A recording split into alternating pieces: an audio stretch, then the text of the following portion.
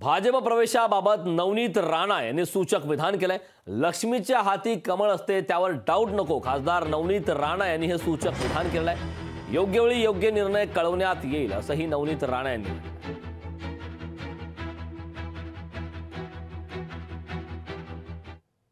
हे पण लक्ष्मीच्या हाती नेहमी कमळ असतेच, तर त्याच्यामध्ये काहीच डाऊट कोणी घ्यावं नाही। डाऊट नाही समजावं का आम्ही की लवकरच कमळ हातात येईल लक्ष्मीच्या? मला वाटते माझ्यापेक्षा जास्त आपल्या सगळ्यांना अपेक्षित आहे, पण माझी अमरावतीकर, माझे लोक आणि जे माझे नेते ठरवतील ते त्या हिशोबाने त्या विचारांवर मी चालणार। प्रधानमंत्री उद्या कमळ हातात देतील का अमरावतीच्या लक्ष्मीच्या?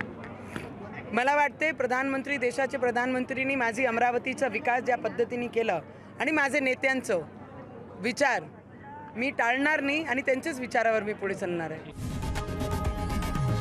लोकशाही मराठी ऐका, पहा, जागरूक रहा।